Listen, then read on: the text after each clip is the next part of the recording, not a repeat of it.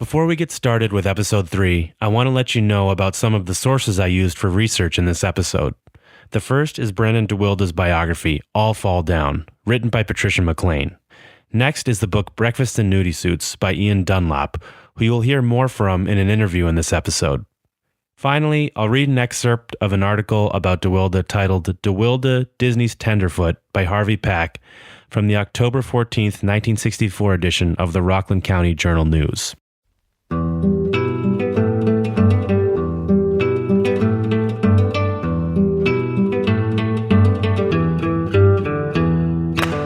When you find yourself traveling along an old dirt road in your town, or even in a place you've never been, try to imagine the things that have happened there and who might have lived there. The dirt road you're thinking of might be tree-lined, bordered by thick forests and hills with swamps on either side. Or maybe it stretches off forever in a straight line through a dusty desert. Your imagination probably doesn't take you to actors, rock stars, and even drug traffickers. But there's a reason they say truth is stranger than fiction. My name is Anthony Cherdelli. I'm a journalist. Well, a sports journalist, living in Southern California.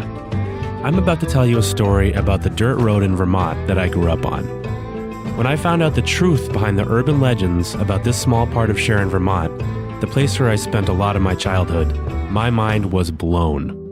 This is True Stories from an Old Dirt Road.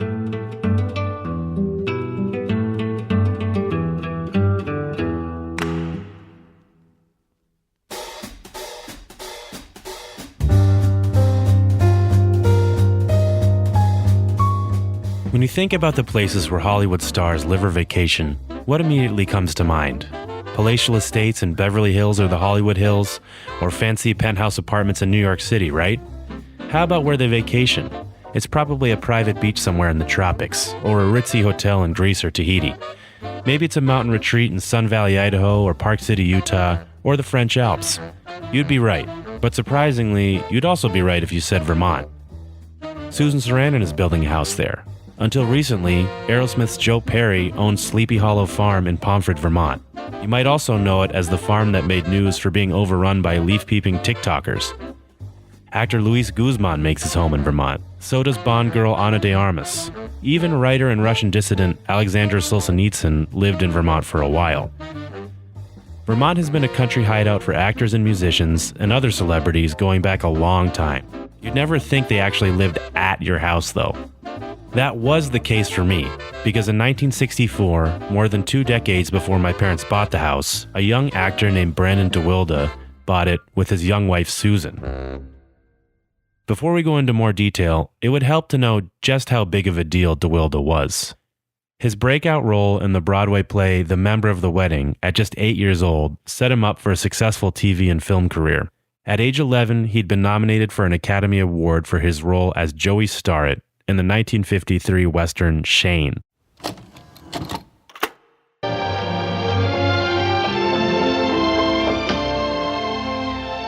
got things for you to do, and Mother wants you. I know she does. Shane!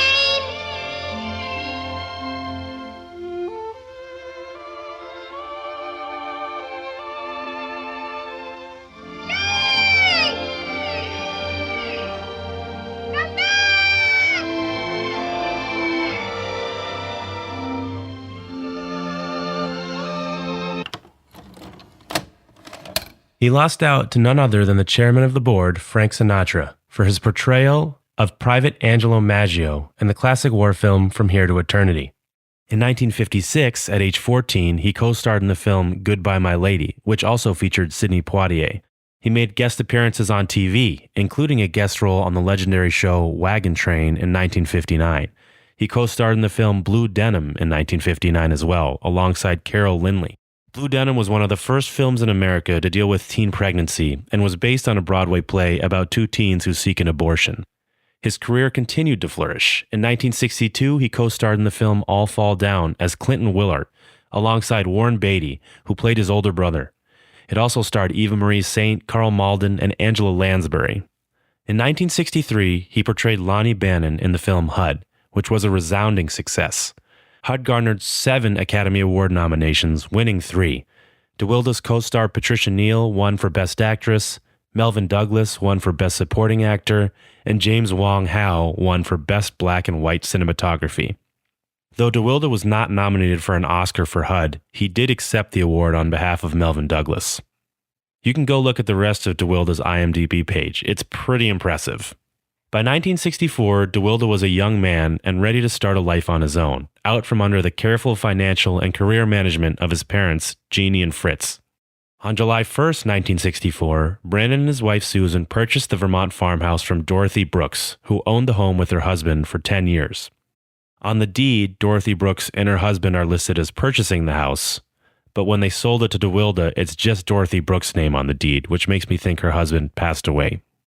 deWIlde bought the house when his life was at a crossroads. He was tired of being typecast for the same roles, which he found uninteresting.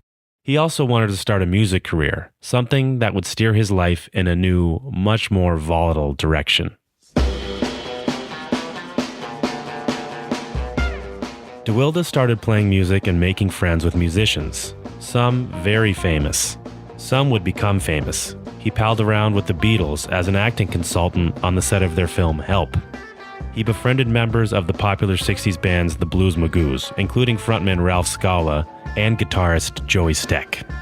He became very close with one-time member of the Byrds and country rock legend Gram Parsons, when Parsons was still making a name for himself. At the time, Parsons was in the International Submarine Band, which I'll call ISB for short, along with Ian Dunlap, ISB's bassist, who was a close friend of both Parsons and deWIlde. When deWIlde bought the house in Sharon in 1964, it was in rough shape.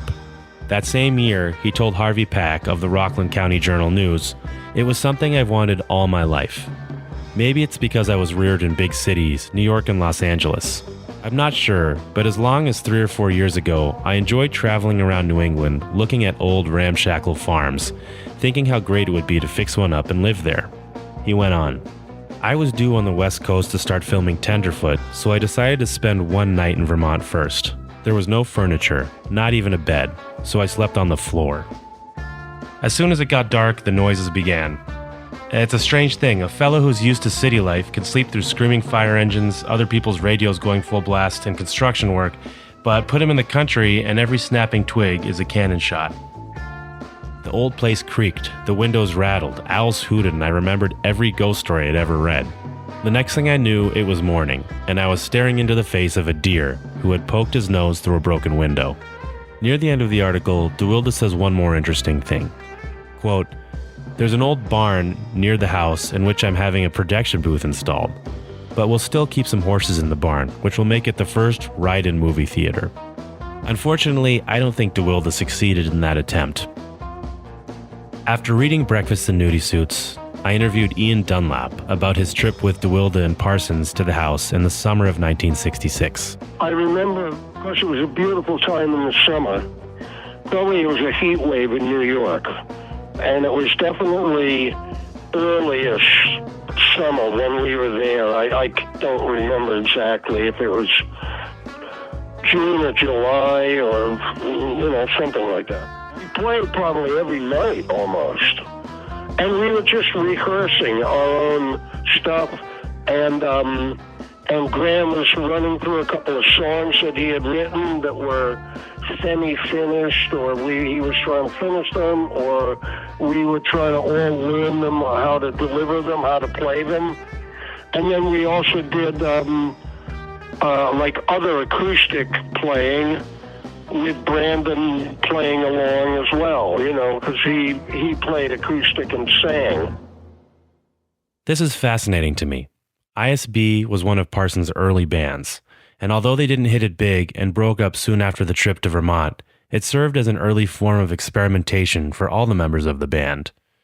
For those who don't know who Gram Parsons was, back in the late 1960s, until he died tragically of an overdose at Joshua Tree National Park in 1973, he was a rising star.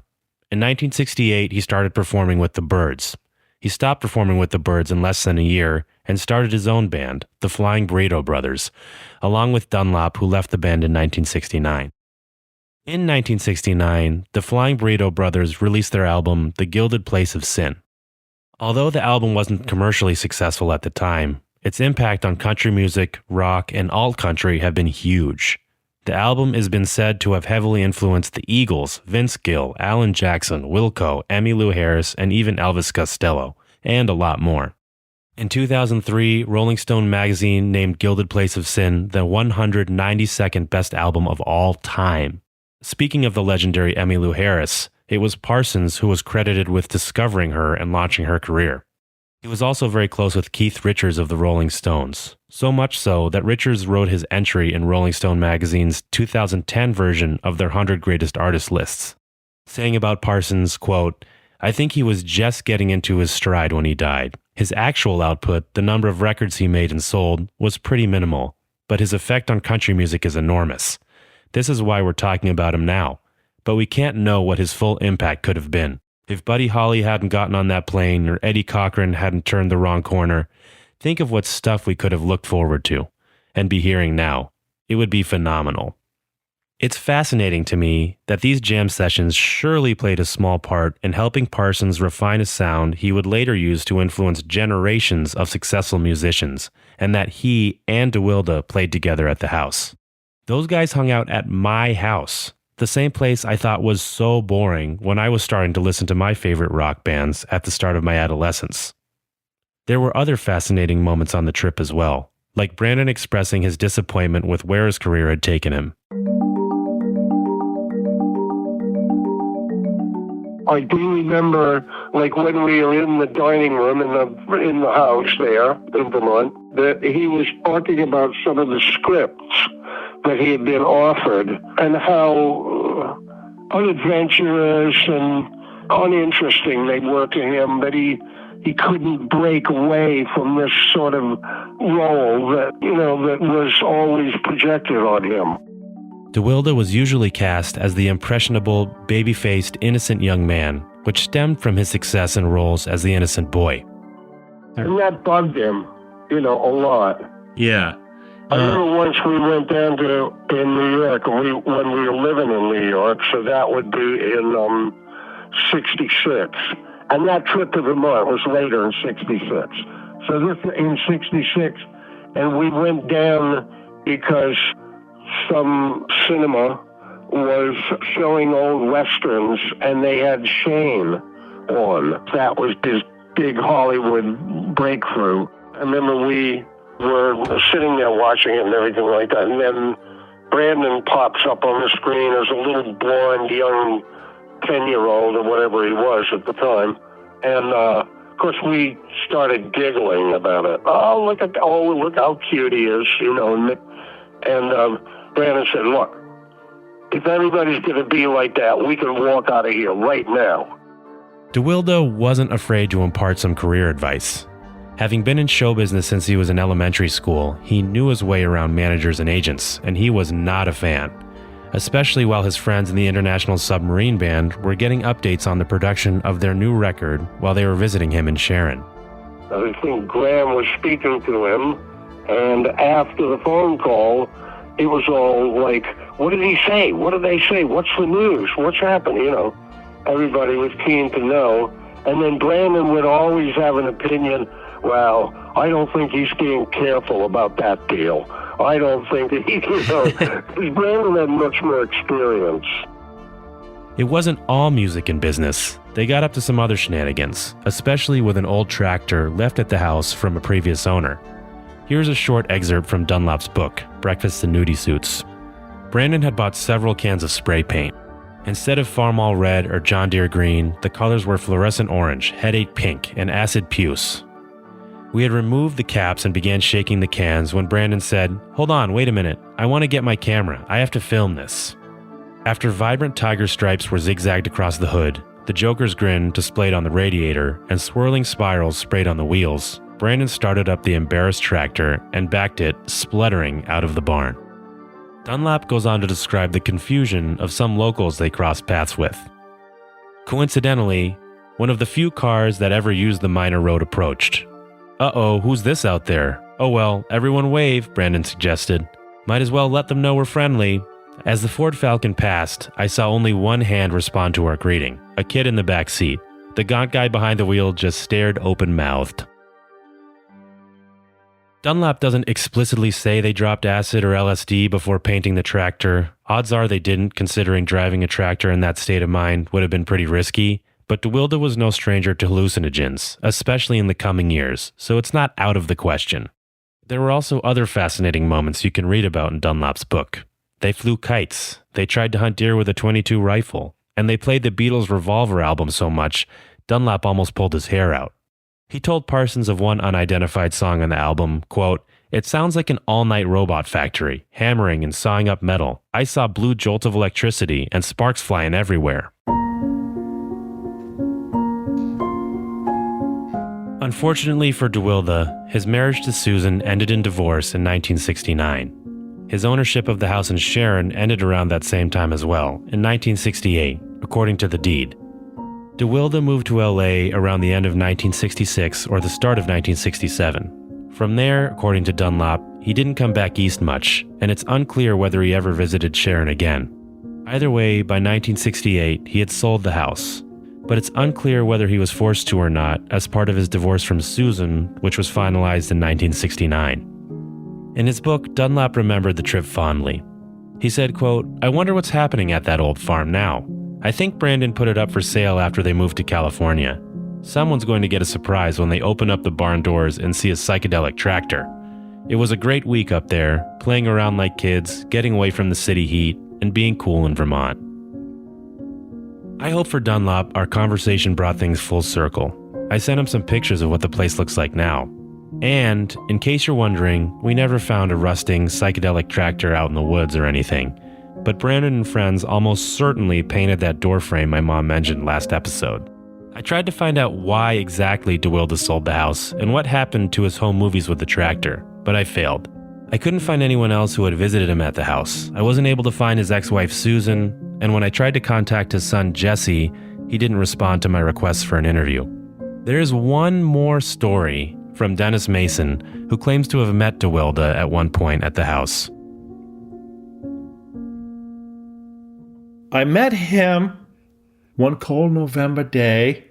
I had my 39 Ford coupe, and I came over in the dark to go deer hunting. Mm-hmm. And because I wanted to go hunting up and back here, everything was wild, untouched. And so I parked my car right there by the side of the garage, went up in the woods, came out 3 hours later or so.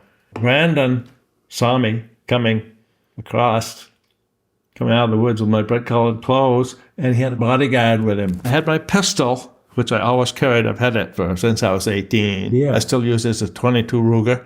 I had it on my belt, and I get into my car. Uh-huh. It wasn't loaded or anything like that. Yeah. And I put my rifle over here. Like I say, it was an old Ford coupe. I put my rifle over here, and I turned around, and they were here by the, not far from the car. And I reached and I pulled around my pistol, and that guy's eyes got. Oh, wow. And we had a brief conversation. I told him I was his neighbor, and I didn't realize that he was here, or I wouldn't have come. And we just had a quick little visit, and I departed. When I asked Dunlap about this, he didn't think deWIlde had ever had a bodyguard, but maybe it was a buddy he brought up to Sharon. I did find out a lot more about deWIlde and his life from a couple of his old friends, Joey Steck and Ralph Scala. Here's Joey Steck talking about what his life was like after he moved to California full-time. Yeah, I was saying that he moved to Topanga Canyon with Susan, and they were getting divorced. Susan and Jared was Jesse's name. They called him Jared. Yeah. They lived upstairs at Topanga, and then Brandon and I and Chris Ullman, we all sat around this fucking table for about 4 months. Oh, wow. Just playing country songs, wallowing about our women and stuff. Yeah, his woman was living upstairs. Yeah, so it was pretty good. But Brandon was a wreck, He was like me. He's really hyper, stuff like that. The divorce did a number on deWIlde. He lost everything, but Brandon had a bunch of money and stuff like to leave under the direction of Fritz, his mother and his father. And then when Brandon started going on his own, he started, getting divorced, this and that. Susan was a debutante, and she kicked ass. She was a good chick. But she was another Aries, and if I could put 3 Aries in a room, man, it was like boiling water. Here's deWIlde's other friend, Ralph Scala. I remember I read all about that. Do you remember if he ever said anything about the Vermont house, like that he liked it, that he regretted having to sell it, that he was happy he had to sell it, or anything? Do you have any lingering memories about what he said about it? Lingering in the sense that I remember him talking about a Vermont house, but I couldn't give 2 flying F's. Well, it was worth a try, but Scala, like Dunlap, noticed deWIlde's frustration with where his acting career had gone. The poor kid was very uptight because you know how, I'm trying to think along the terms of acting, how you get branded. That ain't the right one. Typecast. He got typecast, and he was adamant about not showing everybody how pissed off he was. But it affected him a lot. It affected his income, but he managed to make money. He was a good enough actor. He got calls all the time. I remember one time he came back from Italy after doing a Western, spaghetti Western, with $50,000 in his wallet, in his checking account. Wow. And boy, did we whip it up. He continued. I didn't know divorce from hangman's news. I didn't know anything about divorces. And next thing I know, he's got a house in what you call it, Malibu. Huh. You know where Malibu is. Yeah. He had a house up there that he was getting attacked from his wife Susan. She was attacking that ownership in the best part of the divorce. And from what I can remember, he would be coming around, and we'd all be jamming and whatnot. He's at this stage of his divorce. Eventually, he had to leave the house, and he rented a house out in the valley. I forgot what town out in the valley, but it was pretty far out there. But he started living in this house out there, and of course, we all went out there and jammed, brought the instruments, when we were in town. That's how I got to be friends with Brandon. He would jam with us, sitting. He got involved with writing songs with me. And he always stuck to this album called The Dependables, and Brandon got really involved with that, writing lyrics and playing guitar parts, going in the studio with us. As the 1960s came to a close, deWIlde wasn't really able to make it big with his music and quit acting for a few years. He palled around with Peter Fonda and David Crosby, and as Joey Steck and Ralph Scala told me, he struggled with the fallout from his 1969 divorce. He also fell more heavily into substance abuse. But then he met Janice Garrow, who would help him get clean and become his second wife. After he met Garrow, his acting career started to gain more momentum, both on stage and screen. His final 2 films, a spaghetti western titled The Devil's Backbone and an action comedy titled Wild in the Sky, premiered in 1970 and 1972 respectively. Unfortunately, on July 6, 1972, just after finishing a string of stage performances in Denver, deWIlde died in a horrific car crash. He was only 30 years old. Tragically, his friend Gram Parsons died 14 months later in Joshua Tree National Park due to a drug overdose. He was 26. For Ian Dunlap, having both his friends die was devastating. First deWIlde.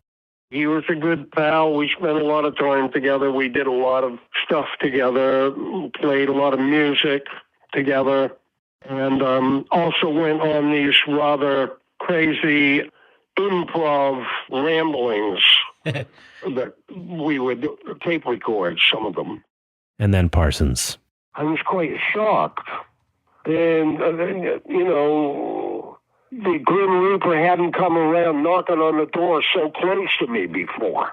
One of my friends, one of the people I spent intimate times with, and being creative or laughing or hanging out, and we went through all sorts of stuff together about life's experiences and so on. And then it was a real shock that faucet had been switched off.